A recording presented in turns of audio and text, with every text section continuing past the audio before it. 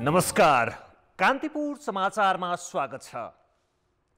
सुरु गरौं अहिलेका मुख्य समाचारबाट। आज एकै दिन 4300 संक्रमित थपिए, 18 जनाको मृत्यु। निषेधाज्ञाको निर्णयपछि 2 लाखले छाडे काठमाडौँ। अस्पतालहरूमा जनशक्ति र उपकरण अभाव, चिकित्सक एवं स्वास्थ्य कर्मीलाई लामो बिदा नबस्न र बसेकालाई तत्काल काममा फर्कन मन्त्रालयको निर्देशन।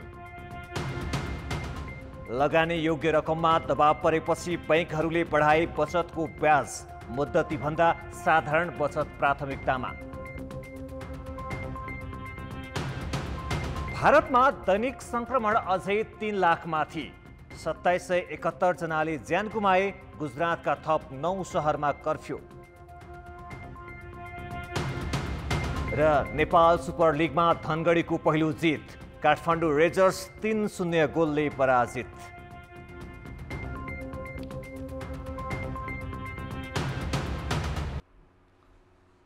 आज देशभर 4524 जनामा कोरोना भाइरस पुष्टि भएको छ। 18 जनाको ज्यान गएको छ। स्वास्थ्य मन्त्रालयका अनुसार 14672 जनामा नमुना परीक्षण गर्दा झन्डै 30% संक्रमण देखिएको हो। काठमाडौँ उपत्यकामा मात्रै 1966 जनामा भाइरस पुष्टि भएको छ। काठमाडौँ बाहिर बाँके, रूपन्देही, दाङ महामारीबाट बढी प्रभावित देखिएका छन्। बाँकेमा एकै दिन 515, रूपन्देहीमा 383 र दाङमा 230 जना बिरामी थपिएका छन्। यो सँगै देशभर सक्रिय संक्रमितको संख्या 26,225 पुगेको छ। तीमध्ये आइसियुमा 315 र भेन्टिलेटरमा 84 जना रहेका छन्। अहिलेसम्म 3194 जनाको ज्यान गएको छ। वैशाख लागेपछि मात्रै 136 जनाको ज्यान गएको छ। पछिल्लो 2 सातामा सक्रिय संक्रमितको संख्या 7 गुणा भन्दा माथि पुगेको छ। अस्पतालमा बिरामीको चाप पनि त्यही अनुपातमा बढेको छ। चैत मसान्तसम्म आइसियु र भेन्टिलेटरमा समेत गरी 530 बिरामी अस्पतालमा थिए भने अहिले करिब 4000 बिरामीको उपचार भइरहेको छ।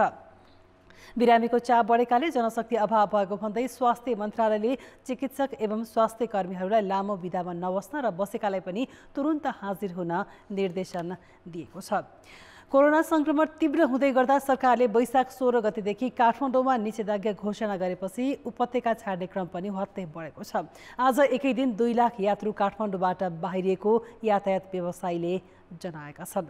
सरदर दैनिक 30 देखि 40 हजार यात्रु ओहर दोहर हुने गरेकोमा कोरोनाको जोखिम कम गर्न सरकारले निषेधाज्ञा घोषणा गरेपछि उपत्यका छाड्नेहरूको लर्को लागेको हो। घर फर्कनेमा सबैभन्दा बढी विद्यार्थी, मजदुर र वृद्ध छन्। उपत्यका छाड्ने अधिकांशले कोरोनाको दोस्रो लहर अघिल्लो वर्षभन्दा भयावह हुने त्रासमा हिँडेको बताए। गोङ्गबु बस पार्कबाट बिहानदेखि लामो दूरीका सवारी साधनबाट यात्रुहरू बाहिरिएका छन्। विगतका कोभिड-19 को विगतको अवस्थालाई हेर्दा एक हप्तालाई भनेर लकडाउन गरिएको हो। लम्ब्याइएर कति महिना पुग्यो। त्यसले गर्दाखेरि त्यही अवस्था आउला भनेर हामीहरूले स्टाफहरूलाई बाध्यता भएर घर पठाइएको। के अरे 3 हस्पिटल आएको हो, छाउनी हस्पिटल। उपचार त्यतिकै स्थगित रह्यो। 3 महिनापछि आउनु लकडाउन खुलेपछि भन्नुभयो डाक्टरहरूले। अनि त्यो लकडाउन एकदम भित्र एकदम कोरोना निस्क्यो। अनि हस्पिटलै अब अपरेसनै अब इमर्जेन्सी मात्रै गर्ने, अब अलिकति उभिएर हिँडेकालाई नगर्ने भनेर। अनि अब बस्नुभन्दा जानु ठिक लाग्यो? जानु ठिक लाग्यो। बस्नु त बस्नु भन्नुभएको थियो, बसेर के गर्ने। बेडको साइडलाई जम्मै कोरोना निस्किहाल्यो। काठमाडौँ उपत्यकाबाट नयाँ बस पार्क, कलङ्की, नागढुङ्गा हुँदै बाहिरिनेहरूको चाप बिहानदेखि बढिरहेको प्रहरीले जनाएको छ। यात्रु बाहिरिने चापलाई ध्यानमा राखेर भोलिका लागि थप गाडी समेत व्यवस्था गरेको यातायात व्यवसायी राष्ट्रिय महासङ्घका महासचिव सरोज सिटौलाले जानकारी दिए। सरकारले वैशाख 16 गते बिहिबारबाट 2 सातासम्मको लागि निषेधाज्ञाको घोषणा गरेको छ। निषेधाज्ञा काठमाडौँ उपत्यका र कोरोना संक्रमणबाट बढी प्रभावित अन्य जिल्लामा पनि लागू हुनेछ। निषेधाज्ञा नै लगाइसकेपछि स्वास्थ्य सुरक्षा तथा अत्यावश्यक सेवा बाहेकका व्यापार व्यवसाय र आवत जावत समेत बन्द हुनेछन्। कोरोना विरुद्धको चिनिया खोप भिरोसेल 18 देखि 59 वर्षका सबैलाई दिने भनिएपछि खोप केन्द्रहरूमा ठेगी नसक्नु भिड लाग्न थालेको छ। भिड व्यवस्थापनको पक्ष ख्यालै नगरी खोप लगाइँदा मानिसहरू जोखिम मोलेरै खोप केन्द्रमा लामो समय भिडभाडमा बस्नु परेको छ। सरकारले कोरोना महामारी रोक्न वैशाख 16 गतेबाट निषेधाज्ञाको घोषणा गरे पनि 5 गतेदेखि खोप अभियान सञ्चालन गरिएका अधिकांश अस्पतालमा स्वास्थ्य सावधानी अपनाइएको छैन। कतिपय खोप स्थलमा मेला जस्तै भिडभाड र ठेलमठेल देखिएको छ। चीनले अनुदानमा दिएको 8 लाख डोज खोप 4 लाख जनामा लगाइरहेछ। अहिलेसम्म 3 लाखभन्दा बढी खपत भइसकेको स्वास्थ्य विभागको खोप महाशाखाले जनाएको छ। काठमाडौँ, ललितपुर र भक्तपुरका विभिन्न 20 अस्पताल खोप केन्द्रका रूपमा तोकिएका छन्। खोप कम तर माग बढी भएका कारण भिड नियन्त्रण गर्न नसकिएको सरकारको भनाइ छ। यसैबीच भारतीय खोप कोभिसिल्डको दोस्रो चरणको अभियान हिजो सकिएको छ। कोरोना संक्रमितले भरिँदै जाँदा सरकारी अस्पतालहरूमा जनशक्तिको अभाव देखिन थालेको छ। जनशक्तिकै समस्याले उपचारमा चुनौती थपिएको छ। मुलुककै पुरानो मध्ये एक भक्तपुर अस्पताल कोरोना संक्रमितले भरिन थालेको छ। 24 जना गम्भीर संक्रमित भर्ना हुँदा 3 जना आइसियु र 2 जना भेन्टिलेटरमा उपचार भइरहेको छ। तर चिकित्सक र नर्स गरी 102 जना दरबन्दी रहेकोमा 55% दरबन्दी खाली छन्। अक्सिजनको सुविधा जडान गरिएका 35 वटा एचडियू शैय्या जनशक्ति अभावमा सञ्चालन गर्न सकिएको छैन। जनशक्तिको अभाव त हो। अब हामीसँग 75 बेडको HDU high dependency unit, high care unit पनि भनौँ, त्यो चाहिँ सञ्चालन गर्न सक्ने अवस्था छ। तर हामीसँग मेन पावरको एकदमै कमी हो। त्यसै पनि समायोजन भएर गएको कर्मचारीमा थाई कर्मचारीहरू 45% मात्रै छ। मेन पावरको ठुलो कमी खड्केको हो। त्यो कमी यदि सरकारबाट पुरा भयो भने हामी सञ्चालन गर्न सक्छौँ। देशका अरू सरकारी अस्पताल पनि उपकरण र स्वास्थ्य सामग्रीसँगै जनशक्तिको अभाव हुन थालेको छ। स्वास्थ्य मन्त्रालयका अनुसार मुलुकभर प्रमाणपत्र प्राप्त 27,000 चिकित्सक छन् भने 95,000 नर्स छन्। हरेक वर्ष एमबीबीएस, बीडीएस, नर्स, एचए लगायत करिब 10,000 जनशक्ति उत्पादन हुन्छ। अध्ययन सकिन लागेका र सकिएर पनि काम नपाइसकेकालाई अभिमुखीकरण र अरू तालिम दिएर काममा खटाउन नसकिने होइनन्। तर समन्वय अभावले महामारी समस्या देखिएको छ। मेडिकल अफिसरको सङ्ख्या नेपालको सन्दर्भमा अहिले प्रशस्त बजारमा डाक्टर साहबहरू हुनुहुन्छ। अब हाम्रै अनुभवले हेर्ने हो भने अहिले पोस्ट ग्रेजुएसनको जुन एक्जाम भयो, त्यो एक्जाममा 1000 जति सङ्ख्याको पिजीको लागि हामीसँग 5,500 चिकित्सकहरूले एप्लाई गर्नुभएको थियो। करिब 1000 जति खपत भयो भने पनि 4,500 त एमबीबीएस डाक्टरहरू जो नेपालमा पढ्नको लागि एप्लाई गरेका सङ्ख्या नै हामीले पाउँछौँ। इम्प्लोइमेन्टको समस्या हो। उहाँहरूलाई रोजगारी दिएर अस्पतालहरूमा नियुक्ति गर्ने कुराहरूको कमजोरीको कारणले सङ्ख्या कम भएको हो। यो क्षेत्रमा ध्यान दिनु जरुरी छ। जनशक्ति अभाव भएपछि स्वास्थ्य मन्त्रालयले कुनै पनि चिकित्सक एवं स्वास्थ्य कर्मीलाई लामो बिदा नदिन र बिदामा रहेकालाई तुरुन्त हाजिर हुन निर्देशन दिएको छ। रिक्त पदपूर्ति पनि तुरुन्तै गर्न भनेको छ। स्थानीय स्वास्थ्य कर्मी र त्यसले पनि नपुगे प्रमाणपत्र प्राप्त चिकित्सकलाई काममा लगाउने तयारी थालेको मन्त्रालयको भनाइ छ। विशेष त काठमाडौँ उपत्यका र बाँके जिल्ला भेरी अस्पतालतिर रूपन्देही, मोरङ केही ठाउँहरूमा अलिक बढी प्रेसर बढ्दै गएको, अलिक बढी गाह्रो हुँदै गएको अवस्था छ। ती ठाउँहरूलाई हेरेर हामीले व्यवस्थापन गर्ने काम अगाडि बढाएका छौँ। नजिकमा रहेका अरू स्वास्थ्य संस्थामा बढी भएका जनशक्तिहरू कोभिड व्यवस्थापन गर्ने अस्पतालहरूमा डाइभर्ट गर्ने, त्यहाँ परिचालन गर्ने कामहरू अगाडि बढाएका छौँ। र सबैभन्दा बढी चाहिँ हामीले बजेट नै त्यहीँ दिएपछि त्यहीँ सार्वजनिक सूचना जारी गरेर जनशक्तिहरू लिएर कामकाज लगाउन सक्ने गरी हामीले व्यवस्थापन गरेका छौँ। सङ्कट आएपछि मात्र काम थाल्ने सरकारी प्रवृत्तिले महामारीमा स्वास्थ्य कर्मी खटाउन पनि ढिला भइसकेको छ। त्यसैले सङ्क्रमणको बढी जोखिम भएका ठाउँमा आवश्यक जनशक्ति व्यवस्था गर्न तत्काल विशेष कदम चाल्नु आवश्यक छ। कान्तिपुर समाचारका लागि भक्तपुर सहकर्मी सुन्दर शिल्पकार र क्यामेरामा रूप कोइरालाका साथ नारायण किलम्बु, काठमाडौँ। ब्रेकपछि समाचारमा पुनः स्वागत छ। राजनीति मूल नीति भएकाले अरू सबै नीतिहरूलाई दिशानिर्देश गर्नुपर्ने मानिन्छ। तर महामारीको अवधिलाई हेर्ने हो भने हाम्रो मूल नीति सबैभन्दा खराब मात्र होइन, जानेर वा अनजानवश भ्रम सिर्जना गर्ने, जोखिम बढाउने र महामारी फैलाउन भूमिका खेल्ने प्रकारको देखिएको छ। महामारीले अस्पतालको शैय्या समेत अभाव भइरहेका बेला सोमबार काङ्ग्रेस नेता धनराज गुरुङले सामाजिक सञ्जालमा राखेका यी तस्बिर हेरौँ। स्वास्थ्य संरचना नै कमजोर रहेको कर्णालीको जुम्ला पुगेर गुरुङले यति मानिस भेला गरेर पार्टीको आमसभा गरे। यसबीचमा नाराबाजीदेखि उद्घाटन र विरोधका नाममा मानिस जम्मा गर्ने होडबाजी नै चल्यो। स्वयं प्रधानमन्त्री केपी शर्मा ओली धरहरा उद्घाटन गर्दा होस् या बालुवाटारमा राम सीताको प्रतिमा पूजा गर्दा भिडभाड बनाइदिए। उता उनकै मन्त्री परिषदका सदस्यको उपस्थितिमा चितवनको अयोध्यापुरीमा भव्य मेला गरियो। चितवनमै पार्टीको कार्यक्रम गरियो। यी ताजा घटनाहरूबाट सत्ता र प्रतिपक्षका सबैजसो दलले आफ्नो शक्ति प्रदर्शन गर्न, कार्यकर्ता र जनतालाई महामारीको मुखमा पुर्याउन कुनै कसुर बाँकी राखेको देखिँदैन।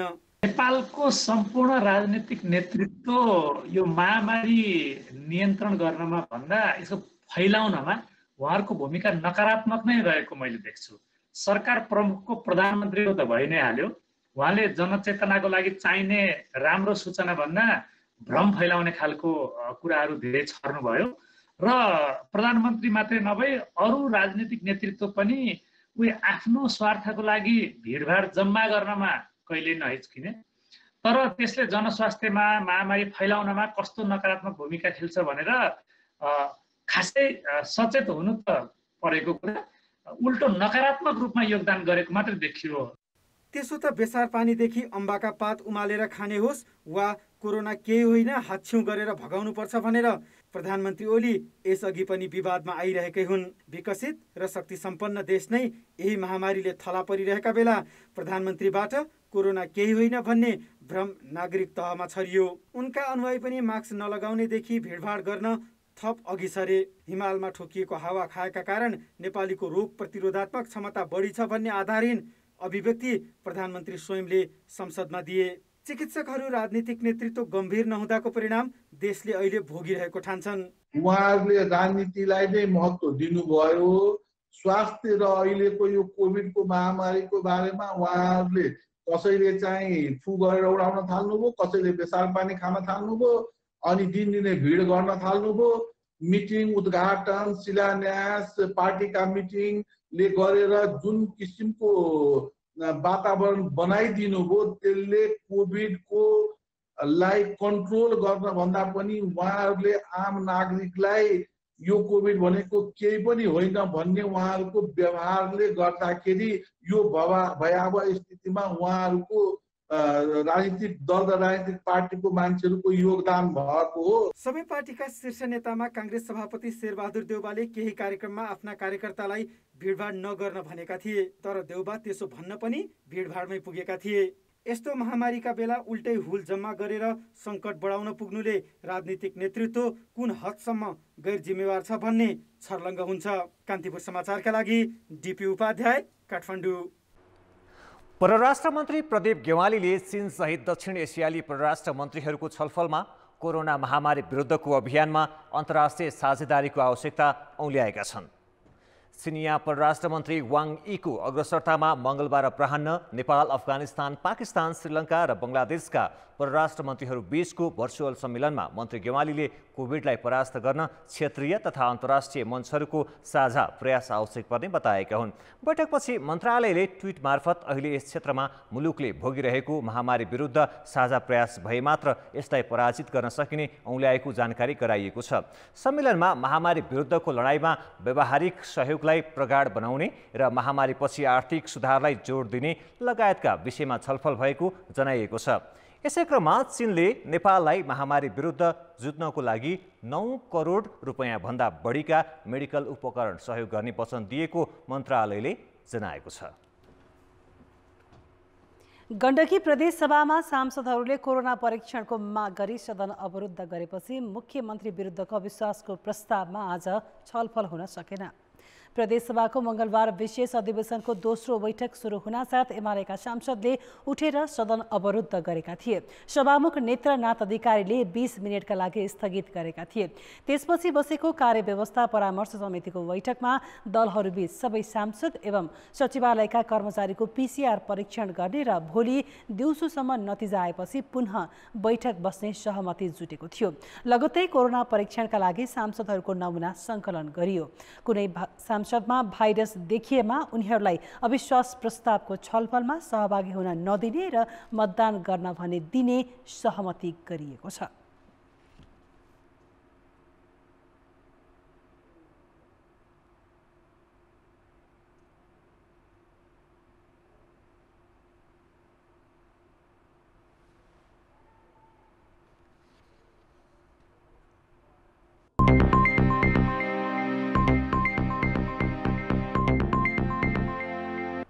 लगानीयोग्य रकम अभाव हुन थालेपछि केही बैंक साधारण बचतको ब्याज दर बढाएर निक्षेप तान्नतिर लागेका छन्।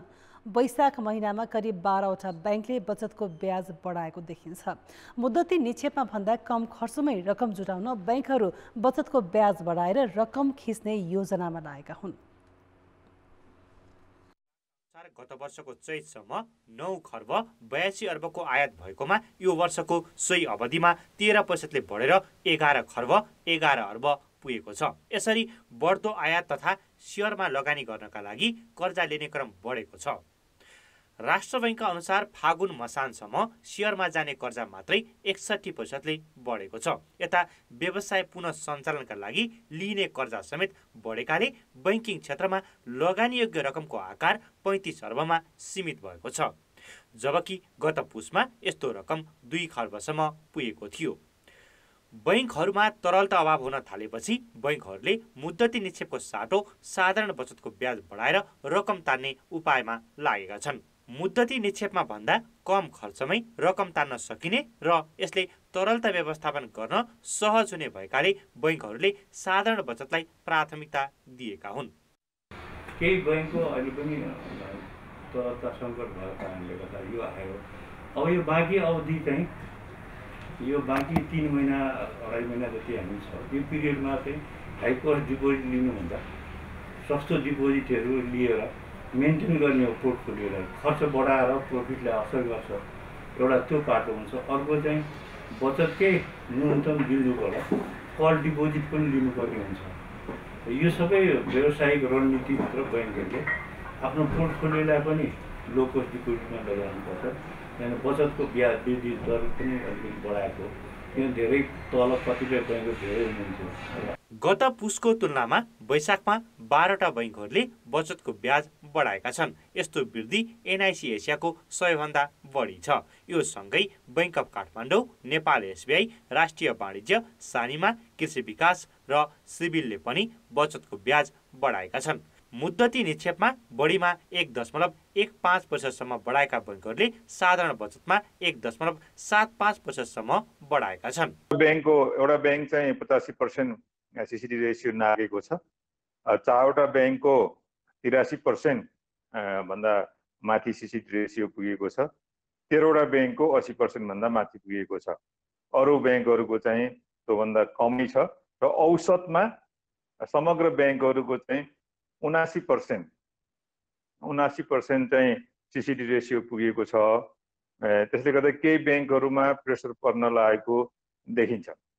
तरलता व्यवस्थापनका लागि वाणिज्य बैंकहरूले अपनाएको नयाँ रणनीतिले सामान्य बचतकर्तालाई लाभ मिल्नेछ। तर बढ्दो कोरोना महामारीले आउन सक्ने व्यवधानका कारण आगामी दिनमा ब्याज दर के होला भनेर अहिले यकिन गर्न भने सकिँदैन। कान्तिपुर समाचारका लागि क्यामेरामा हरि शरण तिमिल सेनाका साथ सुदिल पोखरेल, काठमाडौँ। ब्रेकपछि समाचारमा पुनः स्वागत छ। अब जनमतको अन्तिम परिणाम। जनमतमा हिजो हाम्रो प्रश्न थियो, बिरामीको लागि अक्सिजनको अभाव हुन नदिन के गर्नु पर्ला? ए उत्पादन वृद्धि, बी बिग्रिएका प्लान्ट मर्मत र सी वितरण प्रणालीमा सुधार।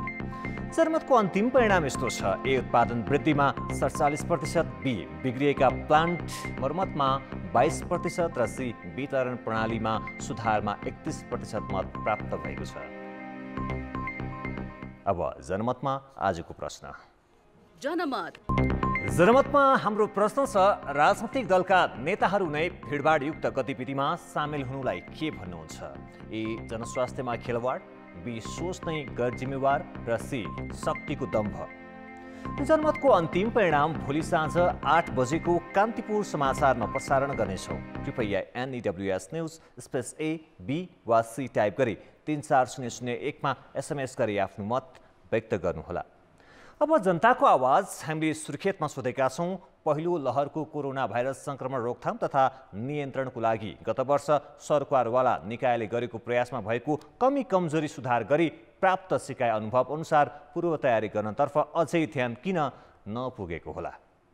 जनताको आवाज यत्रो आतंक फैलिएछ हैन, यसको लागि चाहिँ हामीले गर्नुपर्छ भनेर उहाँहरूले चाहिँ जिम्मेवारी लिइदिनु पर्यो र सरकारले पनि यसको लागि हेर्नु पर्यो। कहिले अक्सिजन छैन भन्ने, कहिले आइसोलेसन खाली छैन भन्ने हैन, यो चाहिँ नहोस्। मान्छे विभिन्न ठाउँबाट गाउँतिर पसिराखेका छन् हैन, सहरमा पसिराखेका छन्। उनीहरूले आफू त सङ्क्रमित भए त अरूलाई सार्ने सम्भावना चाहिँ बढी देखिन्छ। त्यसका लागि छिटोभन्दा छिटो नेपाल सरकारले, स्थानीय सरकारले, प्रदेश सरकारले यसको जिम्मेवारी वहन गर्नुपर्छ। सरकारले आफूले चाहे जति त गर्न खोजिया हो, प्रयास हो, त्यसलाई चाहिँ नकार्न सकिँदैन।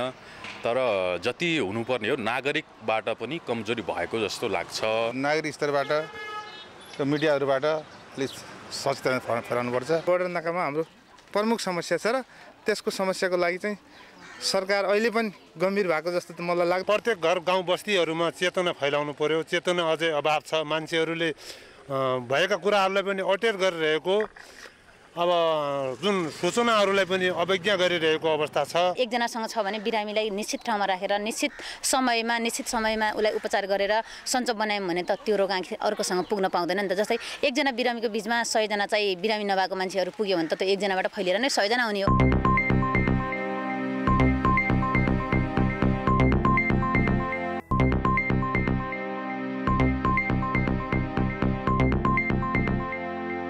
नमस्कार, कान्तिपुर खेलकुद समाचारमा स्वागत छ। नेपाल सुपर लिगमा धनगढी फुटबल क्लबले पहिलो जित हात पारेको छ। आज भएको खेलमा धनगढीले काठमाडौँ रेजर्समाथि 3-0 गोलको प्रभावशाली जित हात पार्यो। त्रिपुरेश्वर स्थित दशरथ रङ्गशालामा भएको खेलमा धनगढीले 3 गोल पहिलो हाफमा गरेको थियो। खेल सुरु भएको पहिलो मिनेटमै दर्शन गुरुङले अग्रता लिने मौका गुमाए पनि 19औं मिनेटमा धनगढीले आत्मघाती गोल उपहार पायो। काठमाडौँ रेजर्सका गोलकिपर विकेश कुथुले नै गोल गरेका थिए। टङ्क बस्नेतले प्रहार गरेको बल क्रसबारमा लागेर फर्कदा विकेशलाई छुँदै गोलमा परिणत भएको थियो। 23औं मिनेटमा आफिज ओलावालेले काउन्टर अट्याकमा गोल गर्दै अग्रता दोब्बर बनाए। लगातार काठमाडौँको पोस्टमा आक्रमण गरेको धनगढीले पहिलो हाफको इन्जुरी समयमा तेस्रो गोल थप्यो। यसपटक दर्शनको पासमा ओलावालेले व्यक्तिगत दोस्रो गोल गर्दा काठमाडौँ 3-0 ले पछि परेको थियो। 68औं मिनेटमा रमेश बर्तौलालाई फाउल गरेपछि धनगढीका रमेश तङ्गाल दोहोरो पहिलो कार्ड पाउँदै मैदान बाहिरिए। तर यसको फाइदा काठमाडौँले लिन सकेन। जितसँगै धनगढीले जारी सुपर लिगमा अङ्कको खाता खोलेको छ। आफ्नो पहिलो खेलमा धनगढीले विराटनगर एफसीसँग 3-0 को हार बेहोरेको थियो। काठमाडौँको भने 2 खेलमा यो पहिलो हार हो। उसले अघिल्लो खेलमा ललितपुर एफसीलाई 1-0 ले पराजित गरेको थियो। कोरोना भाइरस संक्रमणका कारण व्यापार व्यवसाय नै डामाडोल भएपछि यसपटक मोफसलमा हुने अधिकांश ठुला गोल्ड कपहरू हुन सकेनन्। विगतका वर्ष एकपछि अर्को ठुला गोल्ड कप खेल्दै आएका राष्ट्रिय स्तरका फुटबल खेलाडी आफूलाई फिट राख्न अहिले स्थानीय तहका साना गोल्ड कपमै रमाउन थालेका छन्। आर्थिक सङ्कट देखाउँदै बुढा सुब्बा, मनमोहन दोहबी, माई बिहाली, झापा गोल्ड कप, मदन भण्डारी इटरी गोल्ड कप लगायतका ठुला प्रतियोगिता यस वर्ष हुन पाएनन्। कोरोना भाइरस संक्रमण जोखिमका कारण 1 वर्षसम्म खेल क्षेत्र ठप्प हुँदा अधिकांश खेलाडी व्यक्तिगत अभ्यासमै सीमित भए। यस वर्ष जसोतसो आयोजना भएको विराट गोल्ड कप खेलेका खेलाडीहरू त्यो स्तरको प्रतियोगिता सञ्चालन नभएपछि आफूलाई फिट राख्न भए पनि साना गोल्ड कपमा रमाउन थालेका हुन्। कोभिड-19 को कारणले गर्दा धेरै यो खेल जगतमा धेरै असर परेको छ।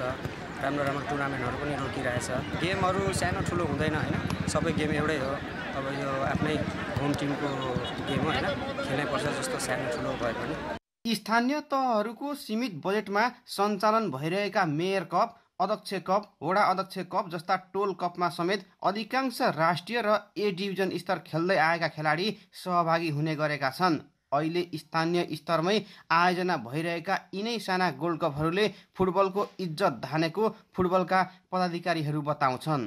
कोरोना भाइरसले जुन ठुल्ठुलो गेमहरूलाई प्रभावित पारिरहेको छ, त्यसले गरेर अहिले खेलाडीहरू जुन ठुल्ठुलो गेमहरू खेल्न वञ्चित भएका छन्। त्यसले गर्दाखेरि यो अहिले टोलमा गाउँ गाउँमा हुने मेयर कप भयो, वडा अध्यक्ष कपहरू भयो, यस्तो यी सब खेलमा खेल्न पाएर जस आफ्नो खेल क्षमता देखाउन पाइरहेका छन्, आफ्नो जीविकोपार्जन गर्न पाइरहेको मलाई चाहिँ महसुस भइरहेको छ। खेलाडी मात्र होइन, दर्शकहरूले पनि यो वर्ष ठुला गोल्ड कपहरूको मजा लिन पाएका छैनन्। ठुला गोल्ड कप नभएपछि स्थानीय स्तरका गोल्ड कपमा दर्शकको सहभागिता समेत उस्तै लोभलाग्दो देखिने गरेको छ। कान्तिपुर समाचारका लागि अर्जुन सुवेदी, सुन्दर हराइचा, शुक्रबार खेलमैदान मोरङ। च्याम्पियन्स लिग अन्तर्गत सेमी फाइनलको पहिलो लेगमा स्पेनिस च्याम्पियन रियल मड्रिड र चेल्सी आम्ने सामने हुँदैछन्। खेल नेपाली समयअनुसार राति पौने 1 बजे रियालको घरेलु मैदान अल्फ्रेदो दी स्टेफानोमा हुनेछ। रियालका महत्त्वपूर्ण खेलाडी इडेन हाजार्ड आजको खेलका लागि पूर्ण रूपमा फिट छन्। प्रशिक्षक थोमस टुखेलले हाजार्ड चेल्सीका लागि बाधक बन्न सक्ने बताएका छन्। रियालका प्रशिक्षक जिनेदिन जिदानले प्रशिक्षणका दौरान हाजार्डले कुनै असहजता महसुस नगरेको र आज रियालका लागि उपलब्ध हुने बताए। तर रियाल मुख्य डिफेन्डर सर्जियो रामोस सहित फर्नान्ड मेन्डी, लुकास भास्केज र माटियो कोभासिच बिनै मैदानमा उत्रनेछ। टोनी क्रुज पनि आज मैदानमा फर्कनेछन्। खेलकुद समाचार अहिलेलाई यति नै। अब मौसम सम्बन्धी जानकारी।